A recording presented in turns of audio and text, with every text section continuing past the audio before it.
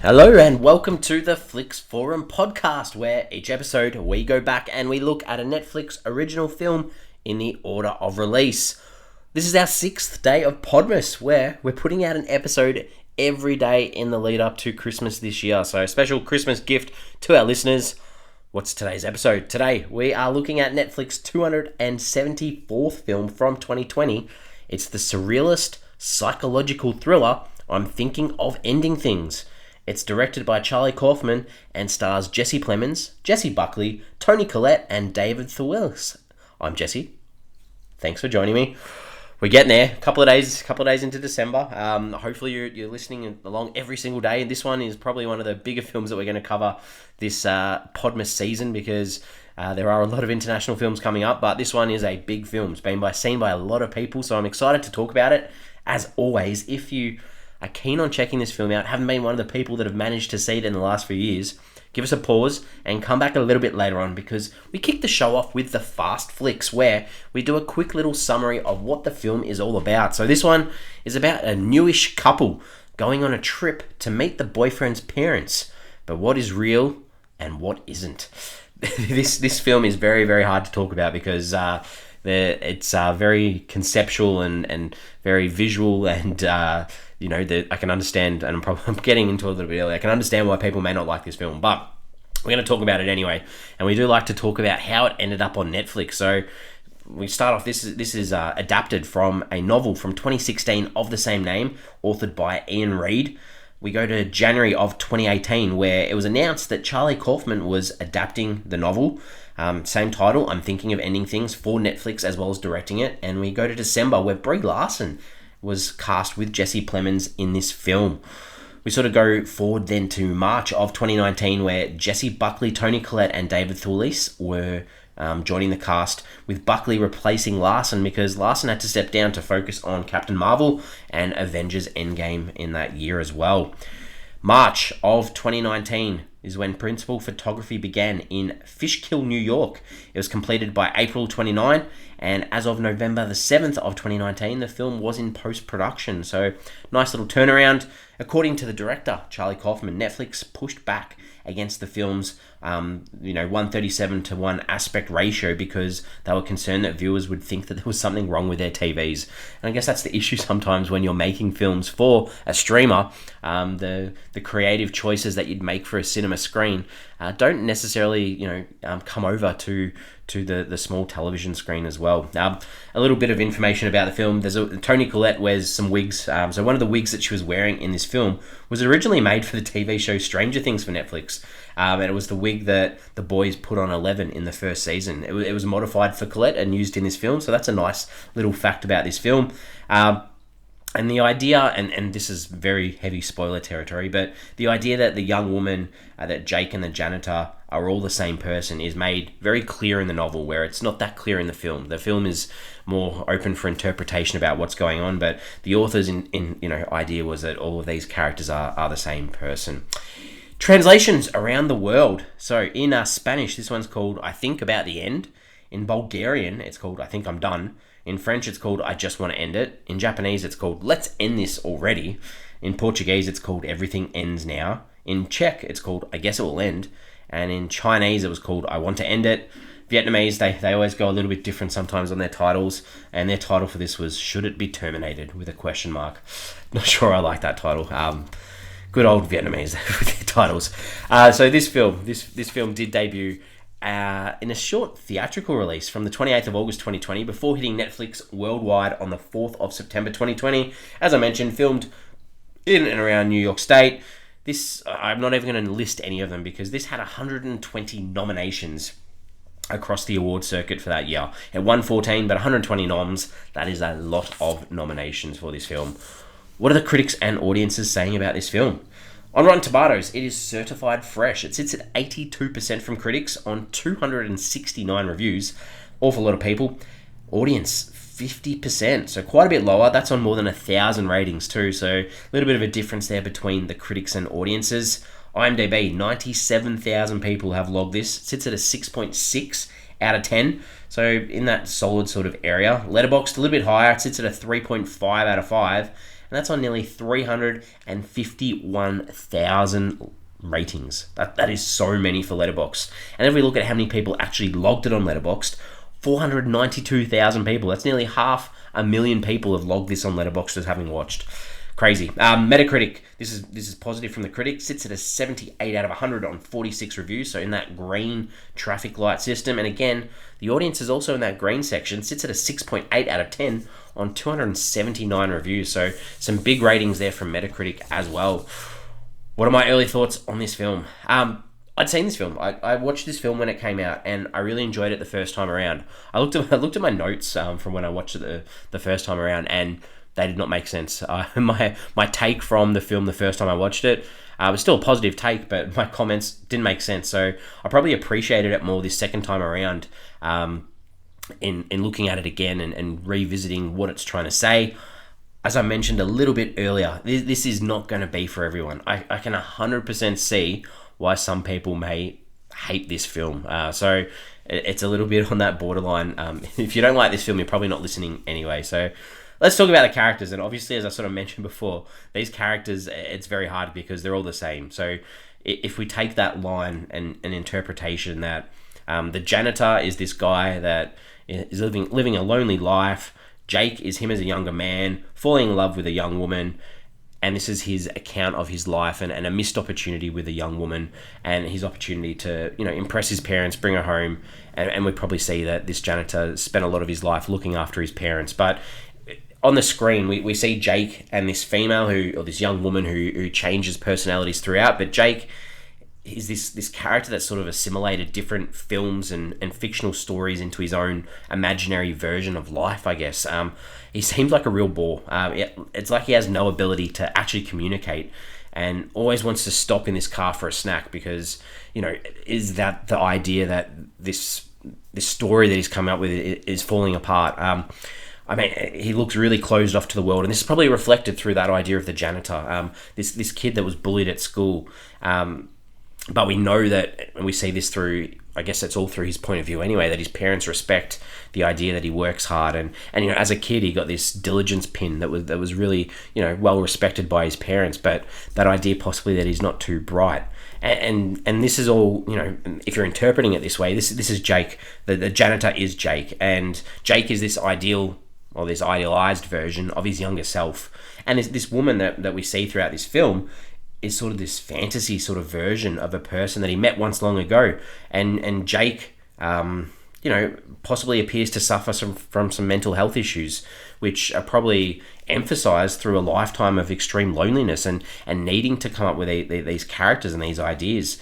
And this older Jake has created this fantasy girl made up of the books and the films that he's seen that I mentioned before, and her as a character, this young woman character, she keeps shifting throughout the film as he tries out different versions of her, I guess. We see Lucy, Louisa, Yvonne, Lucia, Ames. These are all characters that he tries a different name to try something out a little bit different, and it's like he's hoping he can land on a version of a female where it all works out for them and for him. And it seems like musicals and school productions are the things that get him through. The kids that come through those corridors at the school that he works at as a janitor are what keeps him surviving, keeps him going. I think it appears that he had to take care of his aging parents at some time, and he was devoted to this and ensuring they had a good life. But I feel that he got no recognition for this, for the good work that he did, and that's why possibly with their passing, that's where he's at this moment, is this, what have I got to live for sort of moment. And this woman that we speak about, this figment of Jake's imagination, it plays out the character that Jake almost can't remember or doesn't know anything about. It's like, the jobs, it's like he's creating jobs, At one stage, she's working on a rabies infection paper. She's a painter. She works in genealogy. She's a waitress. It's like he's coming up with these ideas or these ideals of what he wants in a partner that he hasn't quite been able to get in real life. So quite a sad character, realistically. If that's how you take this film, obviously, that's sort of the line that I'm going down with this. The director, Charlie Kaufman. Big name director, such a good amount of work. If you think about that film Syndico, New York, one of my favorites of his is Anomalisa, this stop motion, very out there sort of film. He wrote Eternal Sunshine of a Spotless Mind, Adaptation, Being John Malkovich, all these films that are about life, and some very interesting takes on life too, in sort of an out there sort of way. So you can sort of see where the idea of this film came from with him as a director as well. All right, we talk about some scenes that we liked or we didn't like. So it's really tricky for this film about scenes because there are literally a few moments. We've got a car ride, we've got a visit to a house, another car ride, and a scene at a school. So it's hard to break down moments from these scenes, I guess, that sort of stood out. But I guess for me, the first thing in the car, where you sort of see as an audience that something's really off, is where you hear the woman sort of say, it was in a monologue almost moment where she says, I'm thinking of ending things, and Jake says, did you say something? So that sort of gives you that idea that as an audience, we can't see her mouth moving, we can hear what she's thinking, and Jake can hear that as well. So that sort of puts you off straight away and makes you start to question everything that you see on the screen. So I like that. The girl in the car, she says this poem, and she goes on, and Jake says, it's like you wrote that about me. It sort of made me laugh. And obviously later in the film we see that this poem's in the bedroom at the house as well, but I thought that was quite funny. The camera work at the mother and father's house, super cool, super clever, just to progress time, to see what time frame we're in. It did a really good job of you don't want to be confused as an audience member, but the idea of that confusion of what's going on, I thought that was really good.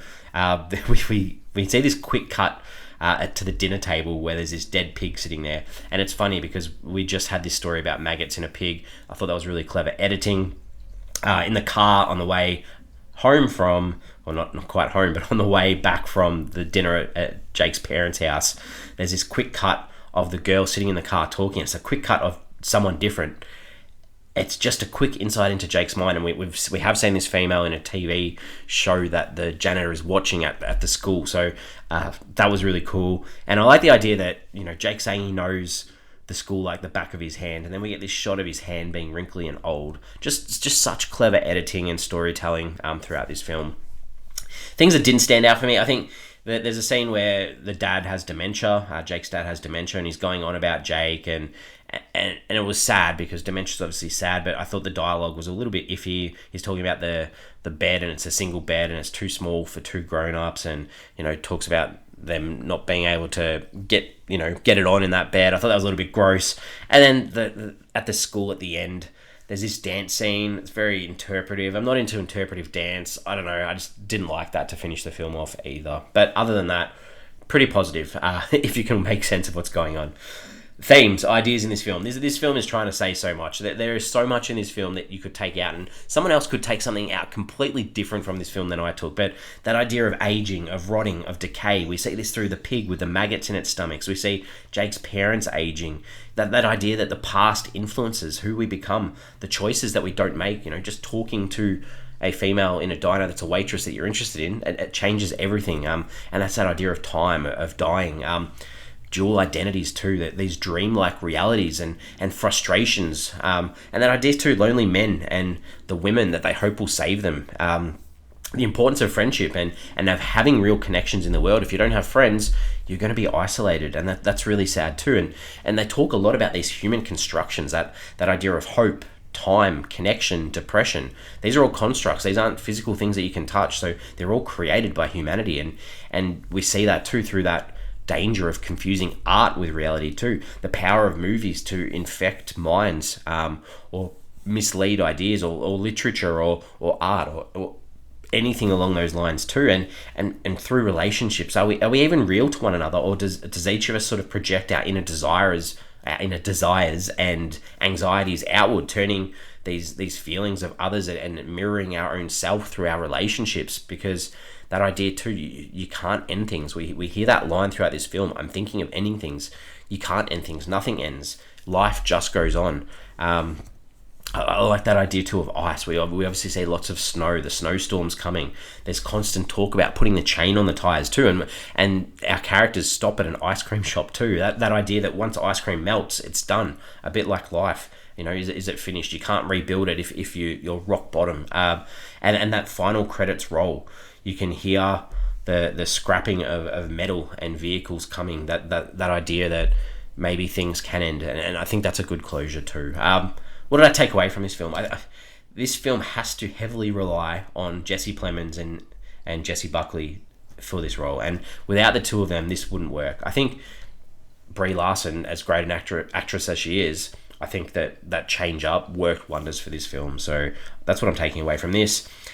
Some questions, some pondering, some thoughts, some ideas. I think that idea, and I think this probably is a little bit gross, the premise of a fantasy woman being created by an older man, it's a little bit gross. That this whole film is based around a fantasy idea of an old guy. Kind of gross. I don't know if anyone else thinks that's gross. And is this film, like, is it about a relationship ending? Or the idea, and maybe there wasn't even a relationship there to start with. So is it the idea of ending the sadness of past poor choices and finally letting go of this idea of a girl that our character, the janitor, never really had anyway? And I think it's pretty clear that the janitor does kill himself at the end. But is that after he kills this idea of the girl to stop thinking about what might have been? And as well, everyone has issues with parents. We see that there are quite a lot of issues with parents in this film as well. Sorry, I keep ranting a little bit. There's hundreds of these empty drink or like ice cream containers in the bin at the school. Like, how long has this janitor been at the school by himself? That desolation, that idea. It's just, there's so much to think about. This film is not a very positive film. But I'm ready to wrap it up. So I think, as I've said, like, this film, it's not going to be for everyone. It's confusing at times. It doesn't make sense at times as well. And it's very ranty at times too. But you got to think about it. You got to sit back, look at and listen to what you've actually seen, because there's so much to take away from it, and it's done in such a visually stunning way. It's really hard not to enjoy this film. So I'm giving this a 4.5 out of 5 for me. MJ, who often is on this show with me, he's seen this one as well. He's given it a 4.5 as well. So 4.5 is where we sit for our Flix Forum average.